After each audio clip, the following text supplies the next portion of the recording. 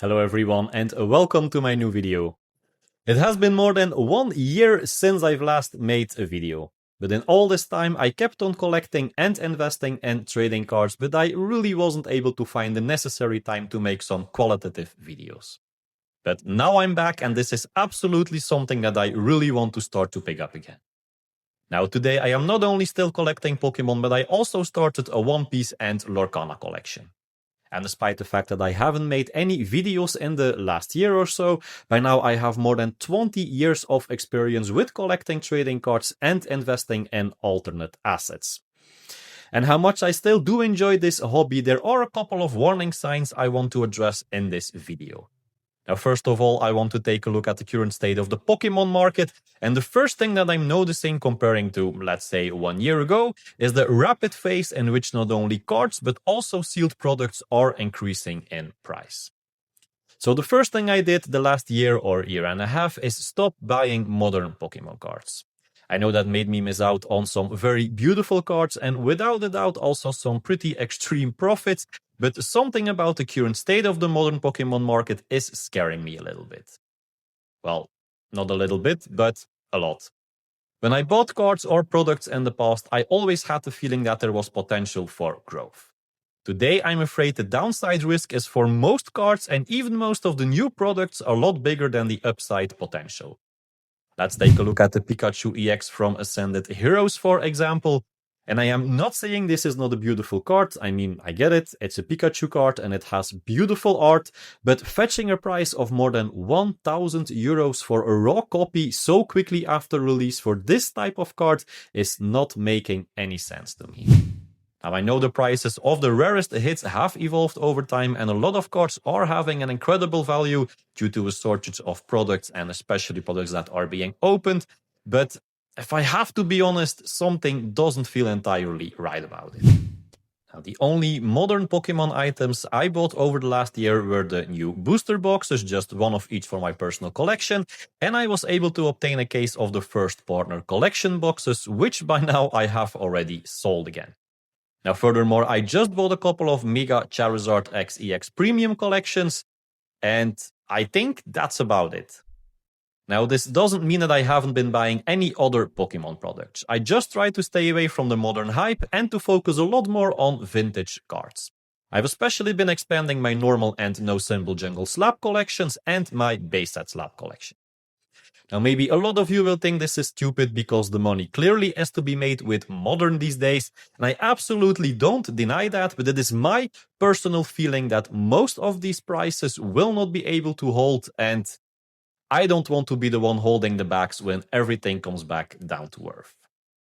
Now, for quite some time now, I'm also collecting a bit of Lorcana here and there, and I was a follower from the first moment, but I have to say that I also had my doubts about the potential of this TCG. Not only was there the fact that Ravensburger, to me, wasn't really the best company to manage this trading card game, but besides that, I still remember a statement from the company in which they announced that they would not be making any unique promo cards with art that you couldn't find in regular Lorcana booster packs. And now, honestly, as a collector and not really a player, I thought this was a very bad decision because this would surely take away a lot of appeal from this TCG. Now, luckily, Ravensburger pretty quickly saw the light and came out with a lot of very beautiful and unique promo cards that can only be obtained by competing in a tournament, go to special events, book certain trips, or pay a visit to one of the Disney theme parks. Now, these are the type of cards that collectors are after and are a very, very, very important part of any real collectible TCG. And you know what, just as so many other people, I am a Pokémon collector first, but when you are being priced out of the market, it's not more than normal that you are looking for other places that are giving you more joy and potential together with a lot lower risk to get financially hurt. Now, this having said, also within the Lorcana and also One Piece for that matter market, we are entering somewhat of bubble territory. Look, throughout the years, it was my number one motivation to try to collect all of the Disney Lorcana promo cards. And I started this at the moment that almost nobody was really paying a lot of attention to it. And if I see the value increase on some of these cards, especially over the last couple of weeks and months, then, well, I don't know. I get why, let's say, the championship promos are becoming more and more expensive. I get why cruise and theme park promos feature a higher and higher premium. But for a lot of other cards, especially for some of the newest released promo cards, I really don't think that the current market price is reflecting the actual value of those cards. And this especially goes for a lot of the PSA 10 sales that I see from the last weeks and months. You know what, let's have a look at some Lorcana sales, and maybe let's immediately take a look at the Mickey Mouse Brave Little Prince icon from the Fable set. I mean, don't get me wrong, it's an absolute fantastic card, and this could perfectly turn out to be one of the absolute chase cards for many years to come. But if you want to obtain this card today in a PSA 10, this will cost you on average more than 9,000 euros or about $10,500. I even see sales over the last couple of days from $14,000 to $15,000 for this card in a PSA 10. Now, the cheapest raw copy at the moment of recording this video I was able to find on Card Market featured a price of not less than 4,800 euros in English.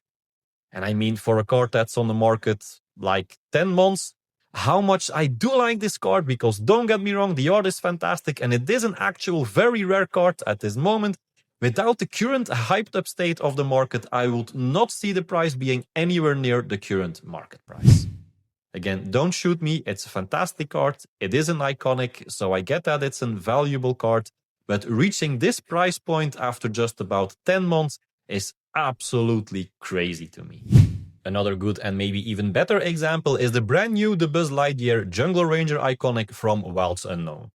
Now, just a near mint or mint copy of this card, not graded a PSA 10 mind you, is going for a price of about 4,000 to 5,000 euros or about $5,600. Guys, I get it's a beautiful card, it's a popular character, there is the new Toy Story movie that's coming out, and it is an iconic, so its rarity demands a certain premium, but this is absolutely insane. Now, in my opinion, this card and many other iconics are at today's prices absolutely overvalued and have a very high risk of seeing a significant retrace. Not saying these cards can go any higher in the near future, but please be very careful when buying these type of cards at today's prices. Now, I know not everyone will agree with this, but we do have to realize what this price point really means. Let's have a look at the PSA 10 Venusaur from base set, for example. Now, this Pokemon card on today has an actual selling price of about 2,500 euros, roughly $3,000. And for one of the original starters of Pokemon and a card that came out in the year 1999. So I understand this is the least valuable starter, and for example the Blastoise goes for roughly 7,000 euros or $8,000, but still, even this card is still cheaper today after 27 years than the iconic Mickey from Fable is after being on the market for barely 10 months. And I know this comparison is not 100% accurate, but it does make it clear that the prices that we are seeing today on a lot of modern cards is not the result of normal market behavior. And because of that, I can only warn to be very, very, very careful when buying certain cards in today's market. Now, when we take a closer look at the current state of the Pokemon Lorcana and also One Piece market, we can also notice that a lot of people that are around for a lot longer are at this moment almost not buying, but they are actually selling most of the duplicates that they were able to collect over the past years. And that is because of the reason that they all realize that this momentum will eventually start to slow down and a lot of prices will see a significant retrace. Now, I'm not saying everything will go to zero. I think everyone can admit that Ravensburger is doing a lot better job nowadays than it was at the beginning. But when the market is booming like it is today, then eventually a lot of things will see a significant retrace. And to be honest, such retraces are only good for the hobby. Because, ladies and gentlemen, what we can never forget is that every collectibles market, maybe especially the TCG market, should be within reach of every type of collector, young and old. And as I've mentioned before, more than ever, I have the feeling that a lot of people are being priced out of Pokemon, which is the exact reason why they are looking at other TCGs like Lorcana and One Piece. Now, if these TCGs follow the same route, it's only a matter of time before collectors will also start to go away, and when interest not completely fades away, but even sees a small fallback within today's market, then the prices are going to follow. And again, I am not saying that everything will go to zero and all TCGs will head to zero, but if you in today's market are buying very expensive cards and or products, this is absolutely something that you want to keep in mind. Now let's talk about One Piece. And I mean, wow. I never thought I would like these cards that much, but I have to say, after watching the live action series on Netflix and after taking a deeper dive into the TCG itself, I'm really enjoying collecting these cards. Now the waifus, I mean the cards, look absolutely amazing. The quality of the cards is generally way better comparing to the quality of Pokémon, and from what I've heard, it's a very nice game to play. But again, the same warning signs that we are seeing within Pokémon and Lorcana are also there within the One Piece market. I mean, look at the prices of some booster boxes, look at the prices of the manga cards. And again, I understand these are limited printed items, and I don't say that they don't deserve a decent premium, but in all honesty, when I look at, for example, the Monkey D. Luffy Red manga alternate art, and I see it being auctioned for a price of close to 40,000 euros, more than $46,000 after this card was just released last year, I mean, something just feels off to me. And of course, this is an extreme example, and I do understand that not every card has such a price tag, but overall, I can't ignore the feeling that cards are in general a lot higher valued than what they are actually worth at this moment in time. Now, maybe this video has a bit of a negative sentiment, and believe it or not, that's absolutely not my intention. I still also see a lot of potential in certain cards and products too, and I am convinced that not only Pokemon but also Lorcana and One Piece are here to stay and could see a very beautiful future. But on the other hand, I hear people around me putting almost all of their savings into one or multiple TCGs, and how nice and addictive this hobby might be, that's really never a good idea.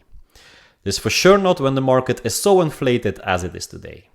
Now always make sure that the cards and products that you are buying fit within your budget, and also always ask yourself, when the value of the items that you bought would drop significantly, how that would affect yourself and your financial situation. However, a lot of people are seeing cards and TCG products more and more as some kind of an asset. At first it is and will always be a high-risk collectible with a highly fluctuating price. So the only real advice I could give everyone that's watching this video is in fact to enjoy the hobby as it's meant to be. Buy and collect the cards and the products that you enjoy, and do so at a price that you feel comfortable with. Because when we will be entering a bear market, and believe me, that moment will come, and the value comes down, you don't want to be left with a bad feeling and gigantic financial losses. Now, as I've just mentioned, besides a lot of overpriced products and cards, I also still see a lot of potential in every TCG. I've already mentioned that vintage Pokémon is looking more appealing at the moment than maybe ever before, at least to me, and also within Lorcana, One Piece and even Magic the Gathering, there are a lot of beautiful cards and interesting products that are flying under the radar. Now, I have a lot of interesting videos about this topic coming up over the next couple of days, weeks and months, so if you don't want to miss out on that content, please consider giving this video a like and subscribe to my channel. I would definitely appreciate that.